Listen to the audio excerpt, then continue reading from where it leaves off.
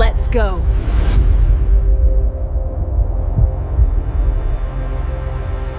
There's a level of presence and power that makes rooms go quiet. Not because you're loud, but because you're inevitable. People feel it. They say, that's not normal. And today, you're going to learn exactly how to become that person. The one whose consistency bends reality. But there's a cost. You won't get there by wishing or by downloading another app. You'll get there by letting an old version of you die. If you're here for entertainment, click away. If you're here for transformation, lean in. Before we begin, subscribe to Presence and Power, like this video, and tell me in the comments the one habit you will build. Not someday. Now. This tells me you're serious. Let's go. The story I'm about to tell you happened to a developer named Zain. He had the resume everyone brags about. Solid career. Remote six-figure pay. Apartment with a skyline view. On paper, Zain looked like momentum. In reality, he was stuck in a loop. He couldn't keep a single habit alive for more than 2 weeks. Gym, 2 months, then ghosted. Meditation, 8 days, then skipped once, then twice, then gone. Reading, bought 5 books, finished, none. A new language? 3 lessons into an app streak, and suddenly too busy. The pattern was surgical in its predictability. Monday, rocket fuel. He set the alarm for dawn, imagined the future self fit, focused, unfazed. Wednesday, the negotiation began. I'm a little drained. I'll push it to 6:30. It's basically the same. Friday, total surrender. Alarm off before the thought even formed. Sunday, the reset fantasy. Next week, I start fresh. Better plan. More realistic goals. Then the cycle restarted, again and again and again. A carousel of broken promises. He tried everything. Habit trackers with fireworks that celebrated consistency he didn't have. Reward systems he never reached. Accountability partners who eventually stopped checking in. Motivation videos that spiked his energy for exactly 48 hours. He had the knowledge. He'd underlined half of Atomic Habits, highlighted the power of habit, dog-eared deep work. He could recite concepts in his sleep, habit stacking, implementation intentions, the 2-minute rule. The problem wasn't information. The problem was the architecture of his decisions. Here's what Zain hadn't faced yet. Your nervous system wasn't designed for your growth. It was designed for your survival. It will conserve energy when it can, defend comfort where it can, and choose the familiar even when the familiar is killing your potential. New habits feel like danger. That early alarm, energy cost. That workout, pain now, benefits later. Why read when scrolling gives you easy dopamine without effort? Your bad habits aren't evil in your brain's ancient calculus. They're efficient. They're predictable. They're safe. Try to fight that with raw willpower, and evolution will win on most days. Zain needed a system that didn't rely on mood or morning motivation. He needed a structure that worked with the brain's bias for routine, not against it. One night, long after midnight, he fell into a rabbit hole about monastic life. Not productivity influencers, not hustle porn monks. In temples across Japan, bells sound before dawn, and the daily rhythm begins. Not sometimes, every day. Through centuries of chaos and calm, the pattern continues. Not because they feel like it, because they don't negotiate with it. He asked the question that split his life in two: what do they know about commitment that I don't?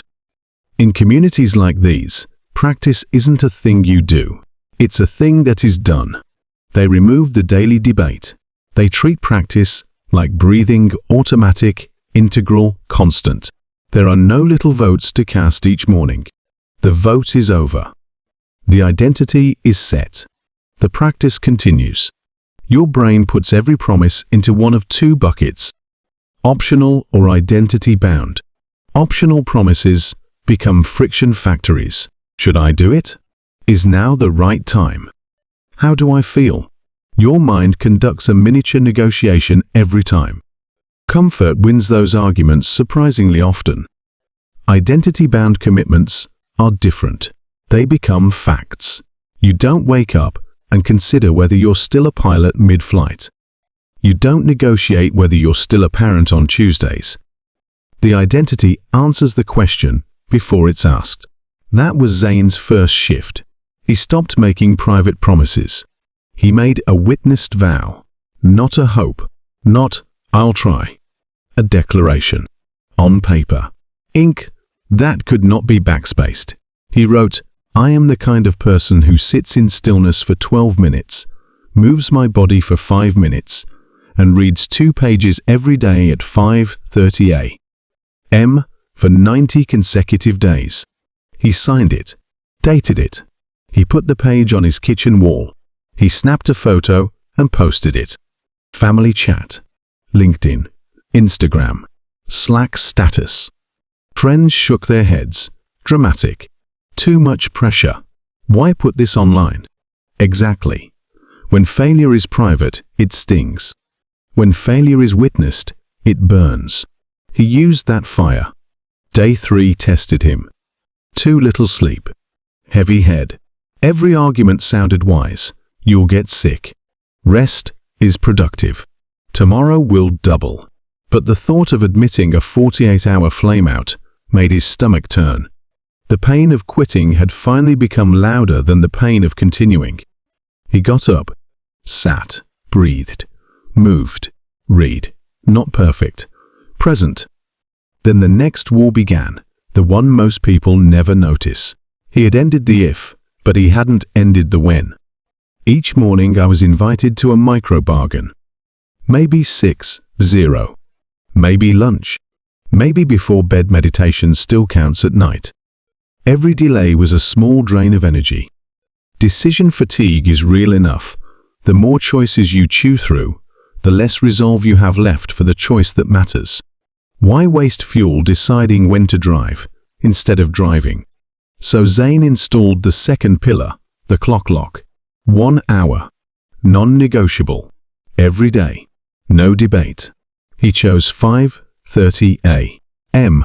Not because social media says winners wake at 5, not because he's a morning person, but because the world is quiet then. No notifications. Fewer excuses. Fewer variables. The point wasn't optimization, it was elimination. Week 1 was a brawl. His body pleaded for mercy. Humans aren't meant to wake before sunrise. Old routines clawed at him. Snooze, scroll, drift. But repetition is a sculptor, and the brain is soft stone. In week 2, he started waking a few minutes before the alarm. In week 3, his feet touched the floor before his mind could bargain. The behavior had begun migrating from effortful to automatic. The question, when, vanished. The answer was embedded. Then his brain found a new seam to pry open, the what. Even with 5:30 locked, each morning turned into a micro-menu. Breath work or body scan, stretch first or after, read spiritual text or biography. The practice was happening, but the content was chaotic. Variety felt smart. It was sabotage, disguised as sophistication. The third pillar was the one-form protocol. The same act, the same way, in the same order, every day until the ritual runs itself. Zain decided on a 3-part circuit he called Presence Body Mind. 12 minutes of breath counting, 5 minutes of deliberate movement. For him that was 25 slow push-ups and 20 squats, 2 pages of one book until it was finished. That's it. No sampling new techniques. No adding just 5 more when hyped. No today, I feel like trying X. He surrendered variety in the service of automation. People called it robotic. Good. Machines don't ask for motivation. They run their code. Week 3, the rebellion got louder. Humans need variety. You're being rigid. What if there's a better way? The voice was persuasive, compelling, reasonable. He heard it, acknowledged it, and ran the protocol anyway. And then, in week 5, something cracked, not him. The resistance. He found himself halfway through the push-ups before realizing he'd started. His hand landed on the same book as if guided. The timer was already counting down, and he had no memory of pressing start. This is how automation feels from the inside. Effort fades. Motion remains. Then life did what life does. It threw chaos at him. Flu, fever, shivers. The brain is made of fog. The old Zain would have paused the streak with every intention of restarting Monday. The new Zain had already pre-decided. That's the 4th pillar, no 0 days. Intensity flexes. Continuity doesn't. On sick days, his minimum viable practice was printed on a note by the door: 2 minutes of breath, 10 air squats, 1 paragraph. The point wasn't glory. The point was momentum. Not because heroics are wise when you're ill, but because identity is built by what happens on the worst days, not the best. Travel came next. 4:30 a.m. Airport chaos. Meetings all day. Hotel gym temporarily closed.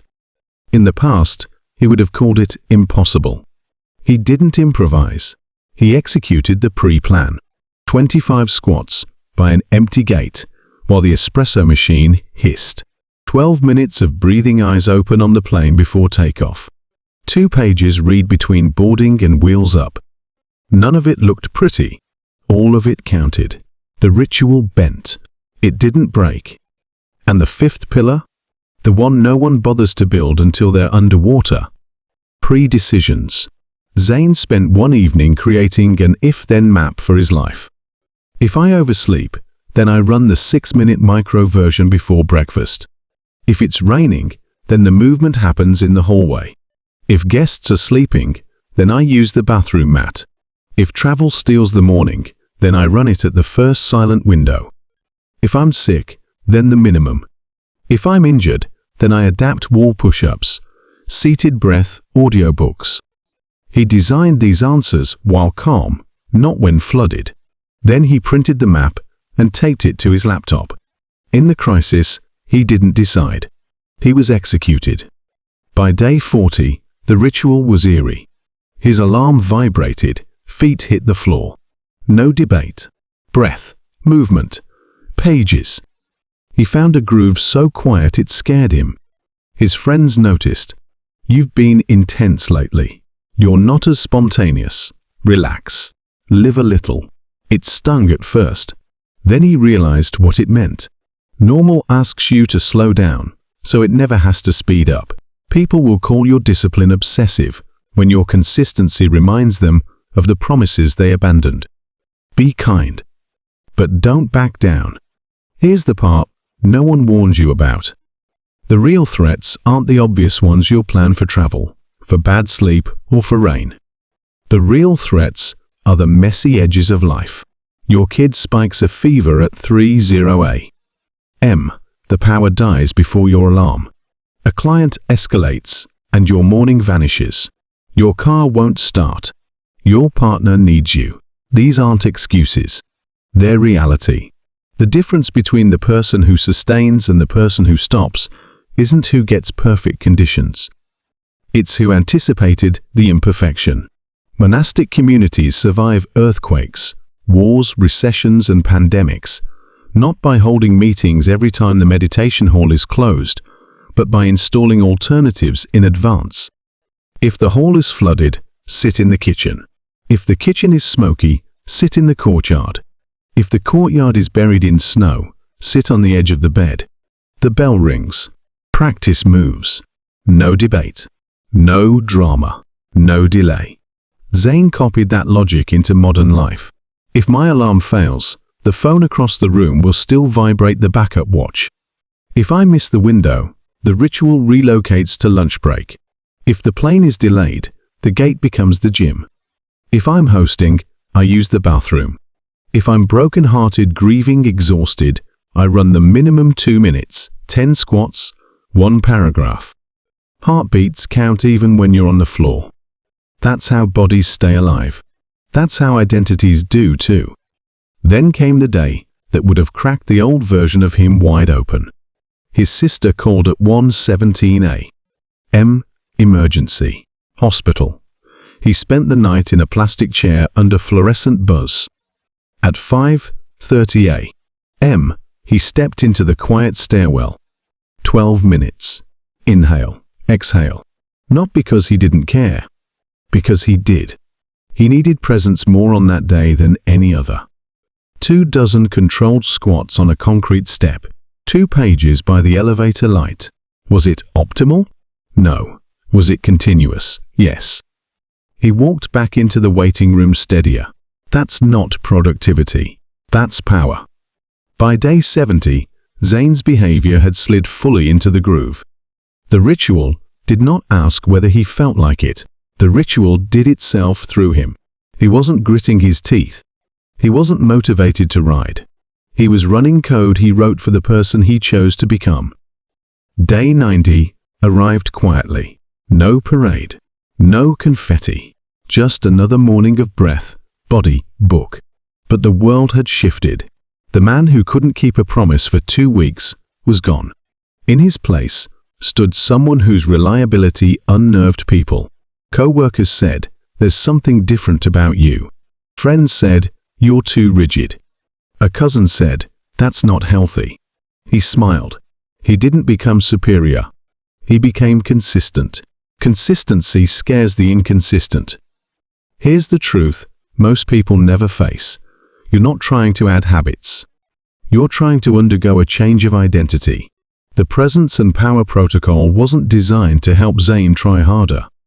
It was built to end negotiation.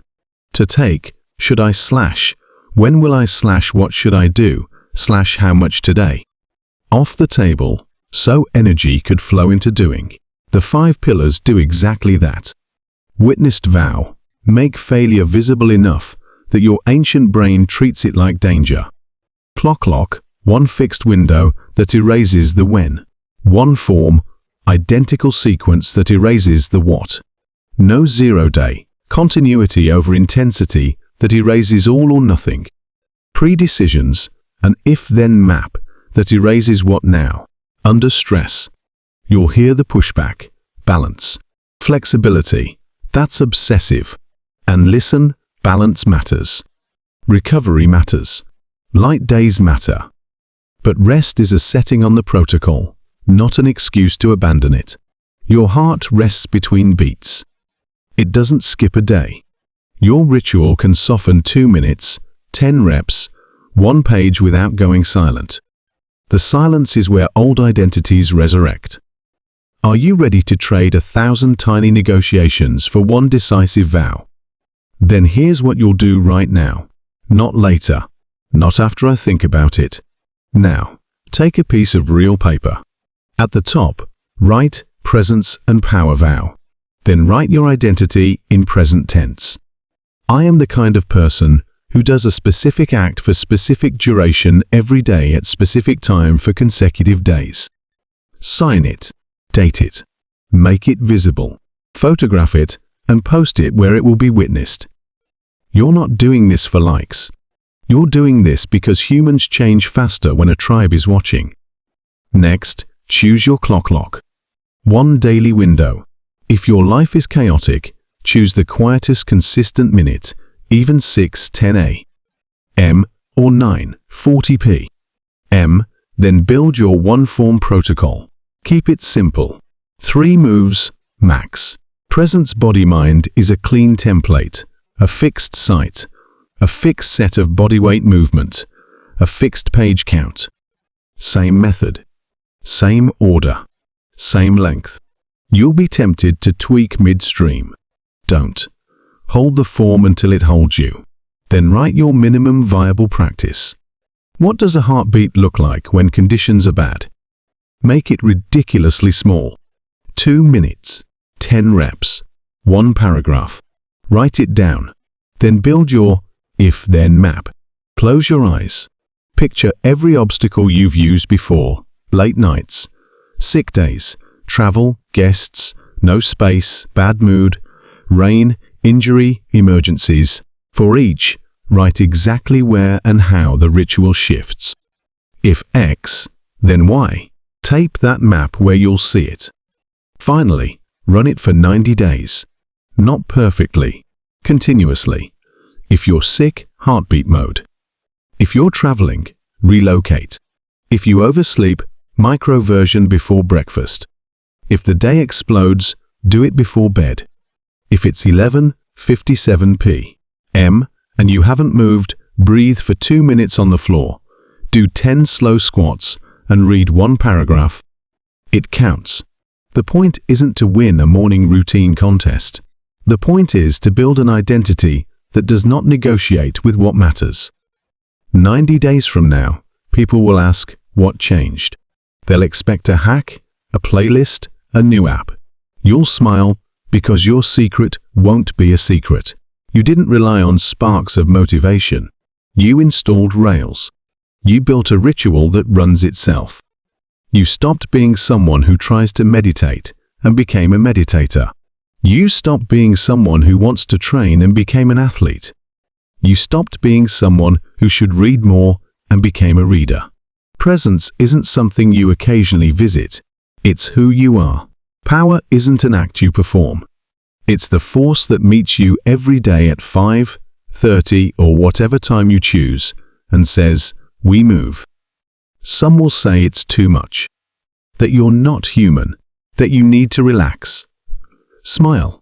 You're not superhuman. You're simply not negotiating anymore. You let an old self fall away and make room for a new one. That's not an obsession. That's authorship. If this resonated, subscribe to Presence and Power and turn on notifications. In the comments, post your witnessed vow in the present tense. Not, I'll try. Not, I hope. I am. Make it public. Make it real. Make it costly to quit. Then execute the 5 pillars for 90 days. When life gets messy, keep the heartbeat. When you stumble, shrink the practice, not the promise. When everything falls apart, let it fall around the one thing that doesn't. You already know you're capable of more. That's why you're still here. The distance between the person you've been and the person you know you are is not talent. It's continuity. The consistency that unsettles people is the only consistency worth having. I'll see you in the next video, and I'll see you whose ritual runs itself in 90 days. Presence, power, no negotiation, move.